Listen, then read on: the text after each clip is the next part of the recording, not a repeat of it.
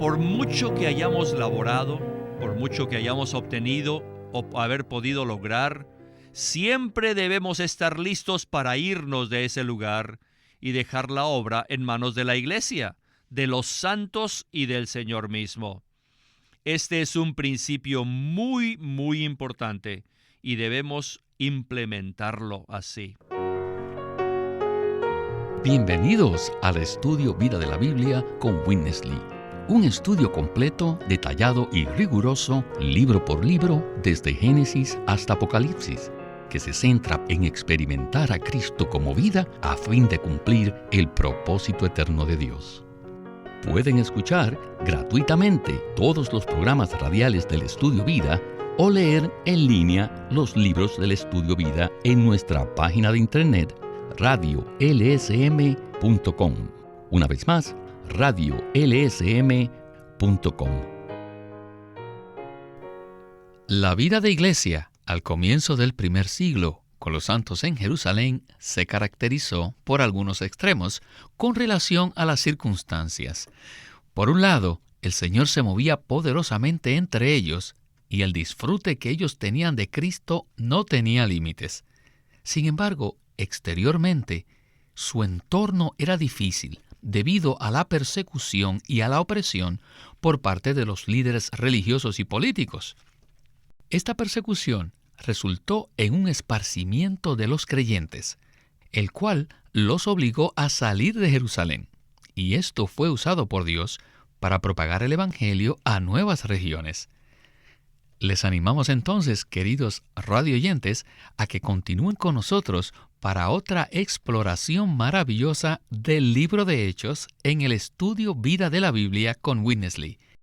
Y el hermano Miguel Nájera ha sido muy amable en venir a estar con nosotros para darnos sus comentarios acerca de este programa. Saludos, Miguel. Me siento muy contento de estar en el programa nuevamente. Miguel, este es uno de los mensajes de Witness Lee que creo que va a ser una sorpresa para la mayoría de nuestros radioyentes, por el gran significado que vamos a ver en los pasajes que se considerarán en esta ocasión. ¿No le parece? Sí, estoy de acuerdo con eso. Me gusta la palabra exploración. Siempre que disfrutamos el ministerio de Watchman Nee y Witness Lee, es como si abriera una mina y empezamos a explorar las riquezas de la revelación divina.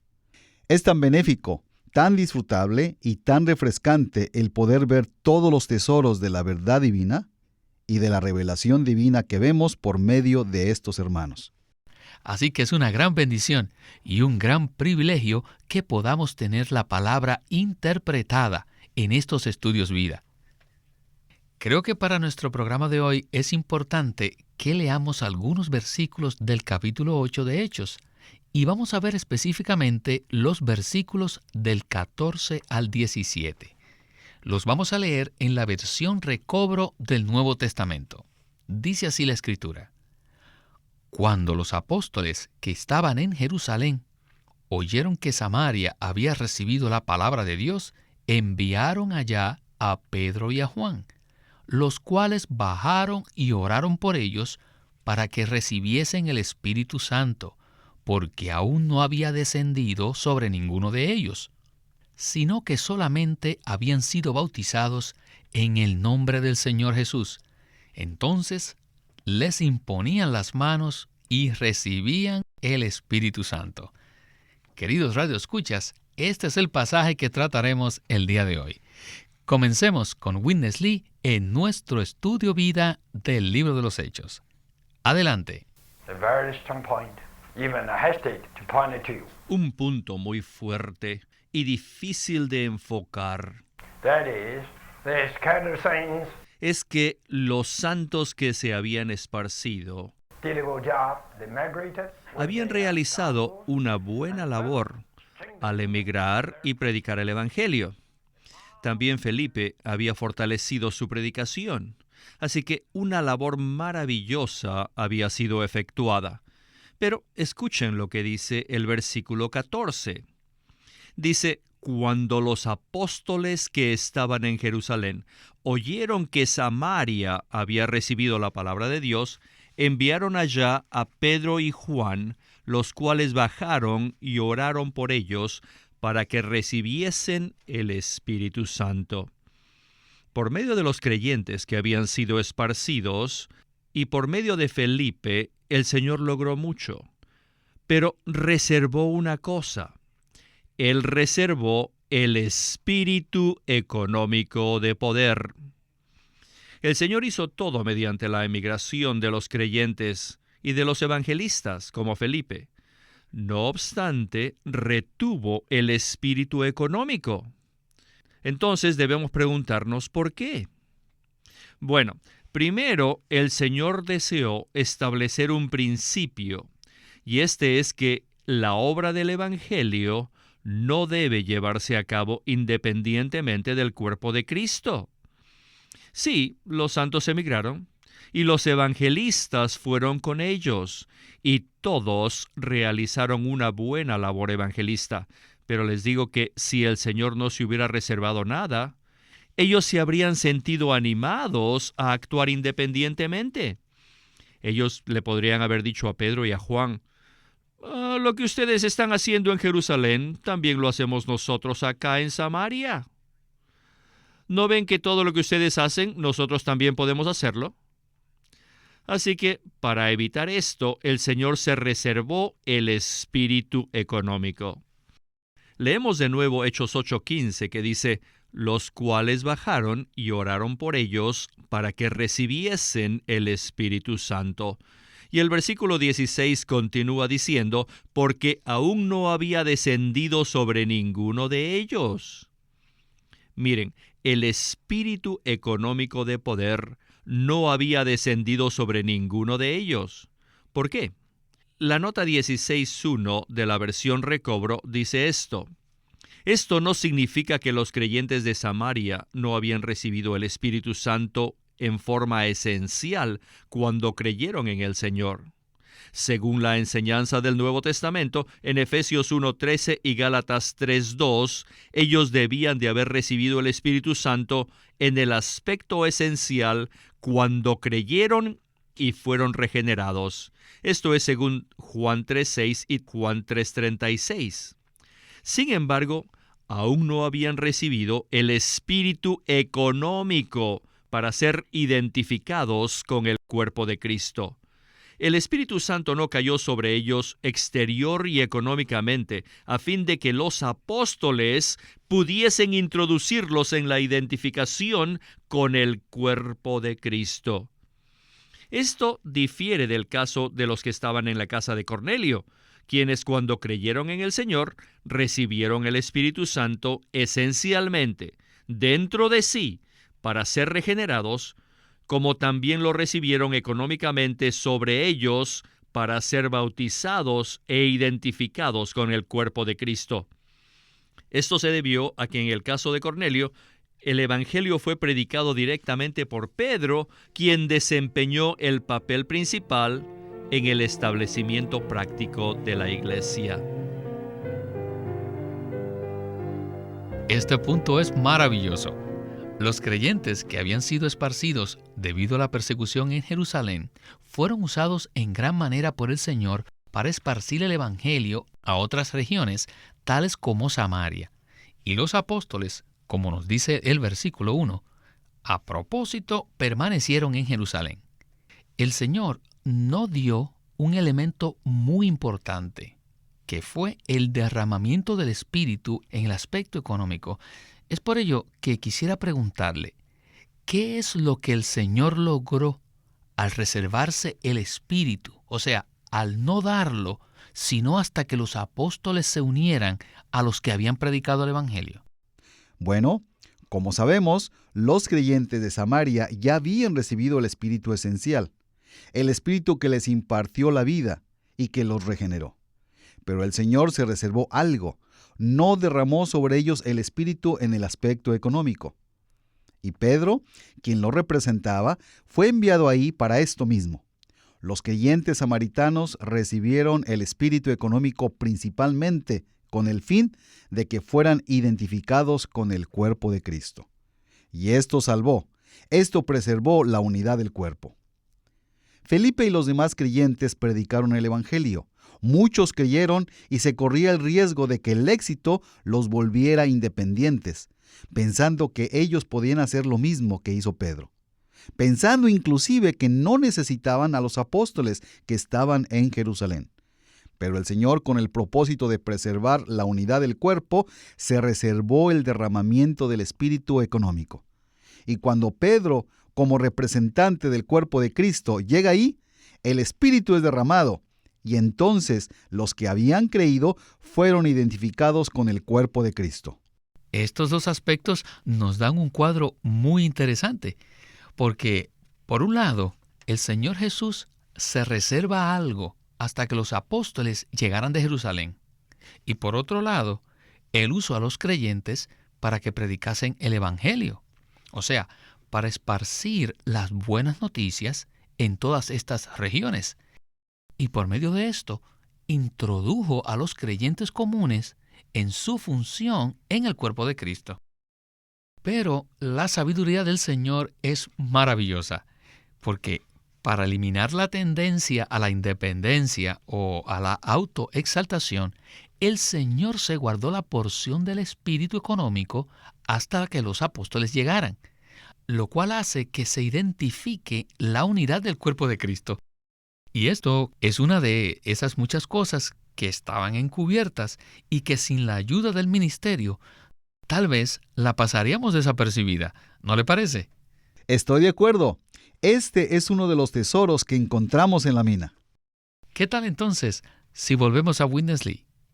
Adelante. Algunos que emigran empiezan cierta labor, y si ellos piensan que tienen todo bajo su control y empiezan a actuar independientemente, caerán en división. O sea, pueden formar una división. Por ejemplo, el capítulo 8 de Hechos nos muestra que la cabeza del cuerpo es soberana. Él no derramó el espíritu económico sobre los nuevos creyentes en Samaria hasta que los apóstoles llegaron y les impusieron sus manos sobre ellos. No fue sino hasta este momento en que el espíritu económico descendió sobre todos estos nuevos creyentes. Este es un punto de mucha importancia, pero en la actualidad no veo que a nadie le interesa esto. Todos piensan, bueno, yo estoy ya suficientemente calificado. Por ejemplo, una persona de habla china puede emigrar a un país como un negociante, y para ellos les es tan fácil abrir un restaurante como abrir una iglesia. Y así cualquiera puede declarar, yo, mi esposa y mis 2 hijas y mi hijo somos la iglesia china de Taiwán. Así que yo abro mi iglesia y congrego a mis sobrinos, mis tíos, mis amigos, y en 2 meses tengo una congregación de 25 personas. Y después de medio año, tengo 80 personas. Nosotros somos la iglesia china de Taiwán. Esto es terrible. ¿Usted cree que en el inicio de la era de la iglesia, los creyentes que emigraban iban a establecer sus propias iglesias? No, claro que no. Ellos llevaron el cuerpo, propagaron el cuerpo de Cristo. ¿Ven esto? La obra en Samaria necesitaba ser confirmada. Así que los apóstoles fueron a Samaria e impusieron sus manos sobre los nuevos creyentes para confirmarlos e identificarlos con el cuerpo. Y el Espíritu vino sobre todos los nuevos creyentes en el aspecto económico para identificarlos con el cuerpo de Cristo. Esto indica que la obra realizada en Samaria no fue una obra independiente, no fue una obra separada, sino que fue parte de la propagación del cuerpo de Cristo. La iglesia local no era independiente, ni tampoco era exclusiva de los santos que habían emigrado, ni tampoco la obra pertenecía a Felipe. No, todo formaba parte del cuerpo. Esto indica que los frutos producidos por la emigración de los santos y por la predicación de Felipe formaban parte del cuerpo de Cristo. y ello espontáneamente guardó la unidad del cuerpo. Y esto está en contraste con lo que ocurre en la actualidad, ¿verdad? Tenemos otro punto muy bueno aquí, y es que después que la obra en Samaria se estableció y en la cual Felipe se destacó, sin duda alguna, la gente le respetaba y confiaba en él. Pero repentinamente algo sucedió con Felipe. El Espíritu no dijo, Felipe, sal de Samaria. No. El Espíritu vino y le arrebató. Les digo, hermanas, si hubiesen ustedes estado allí, ustedes hubiesen estado llorando. Supóngase que usted estaba allí y que Felipe le ayudó mucho y él estableció la iglesia en Samaria. Fue un hombre tan útil y usted confiaba mucho en él. Pero, inesperadamente, el Espíritu Santo le arrebató. A la mañana siguiente usted se preguntaría, ¿y dónde está el hermano Felipe? ¿Dónde está el hermano Felipe? Se desapareció. Y por supuesto, nadie sabe dónde se encuentra. ¿No estaría llorando usted? ¿Ven ustedes este principio? Bueno, hermano Miguel, los nuevos creyentes en Samaria habían tenido un buen inicio en la vida cristiana. Ellos ciertamente habían recibido el Espíritu en su aspecto esencial. Con esto quiero decir, el Espíritu que los regeneró en el momento que creyeron. Pero cuando Pedro y Juan llegaron a ellos, recibieron el Espíritu en su aspecto económico. Y aquí vemos de nuevo el tema de los aspectos del Espíritu. Por lo tanto, creo que sería bueno que volviéramos a repasar este asunto. ¿Nos podría usted decir qué vemos en Hechos en cuanto a estas manifestaciones o aspectos del Espíritu? El Espíritu esencial nos imparte la vida para que podamos nacer de nuevo, mientras que el aspecto económico del Espíritu nos capacita para que funcionemos, para que laboremos en el Evangelio. El Espíritu esencial lo experimentamos dentro de nosotros, mientras que el Espíritu económico es algo que experimentamos sobre nosotros. Esta es la diferencia principal entre el Espíritu esencial y el Espíritu económico. Estas dos palabras son una descripción maravillosa de los dos aspectos de este Espíritu, esencialmente por dentro y económicamente por fuera. En cuanto al Espíritu esencial, lo que vemos es que llegamos a poseer la esencia, la naturaleza, la vida, el elemento de Dios. En 1 Corintios 6:17, uno de los versículos más importantes del Nuevo Testamento, habla de que el que se une al Señor es un solo espíritu con Él. Esta unión es verdaderamente el aspecto del Espíritu esencial. ¡Qué tremendo, hermano Víctor!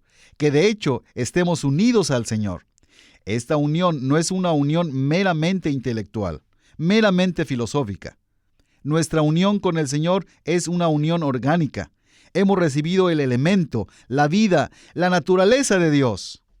Esto es verdaderamente maravilloso, que los seres humanos podamos recibir la vida, la naturaleza, el elemento y la esencia de Dios. Amén. Esto es una figura muy profunda y puedo percibir que esta es una realidad que usted disfruta mucho y que es la misma que día tras día deseamos compartir con nuestros radioescuchas. Indudablemente, además del espíritu esencial, también debemos experimentar el aspecto económico del espíritu. Necesitamos el espíritu económico para colaborar en la obra del Señor, pero en la vida diaria necesitamos experimentar esta unión orgánica con Él. El aspecto esencial tiene que ver con la vida, con nuestra existencia, mientras que el económico se relaciona con el poder. Y todos sabemos que la vida es más importante que el poder. La existencia es más importante que la obra. Bueno, hermano Miguel, regresemos a Witness Lee para la conclusión de nuestro estudio vida de hoy. Cuando vayamos a un sitio determinado y establezcamos allí una iglesia, debemos estar preparados para ser arrebatados. No obstante, La mayoría de nosotros pensamos, oh, ¿qué haríamos? Hay una fuerte iglesia establecida y quizás diga, aquí me quedaré, compraré una casa y me estableceré. ¿Qué les parece eso? ¿Le gustaría a usted ser arrebatado de una iglesia que usted mismo estableció? Y diría, oh, esto es algo maravilloso. Este es el disfrute del arrebatamiento, es un tipo de éxtasis. No lo creo. El hermano Billy aquí se está mudando de Newton a Harbor, en Connecticut. Y temo que él empezará a laborar por cierto tiempo y después de un tiempo levantará una iglesia. ¡Aleluya! Pero luego él tratará de comprar una casa para establecerse allí. Y bueno, tal es nuestra costumbre. Y no quiero decir que todos debemos marcharnos, sino que debemos estar listos para ser arrebatados en cualquier momento. La obra no debe permanecer en nuestras manos. No importa cuánto hayamos laborado o cuánto resultado hayamos tenido. Debemos estar listos para dejar nuestra obra a la iglesia, a los santos y al Señor, y permitir que el Señor nos capture y nos arrebate.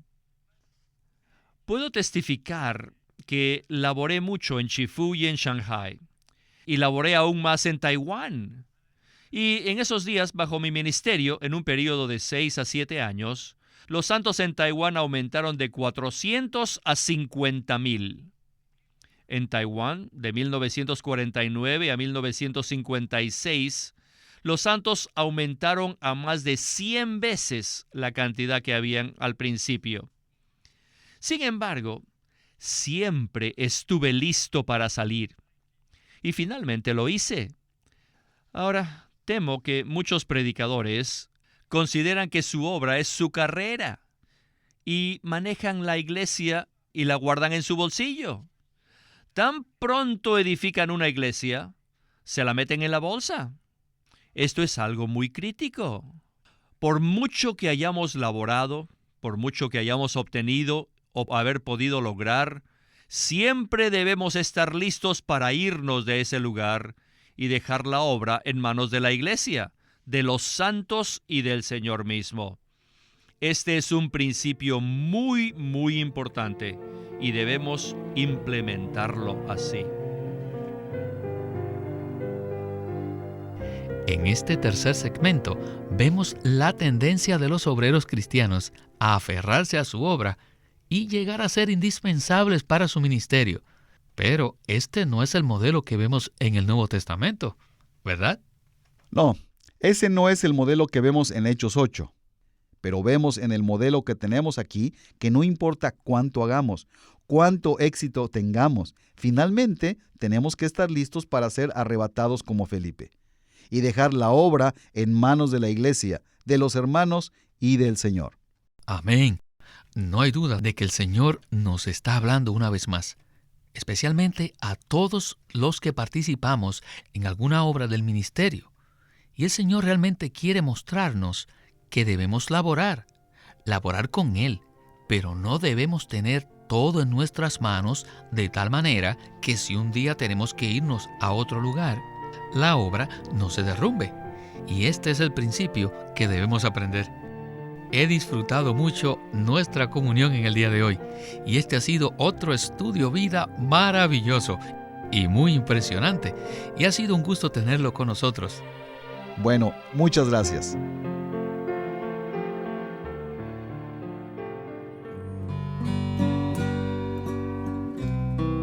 Queremos presentarles un nuevo libro titulado El conocimiento de la vida por Witness Lee, en donde describe que la intención y el deseo de Dios es ganar una expresión corporativa en el hombre que lleve la imagen de Dios, manifieste su gloria y posea su autoridad para destruir a su enemigo.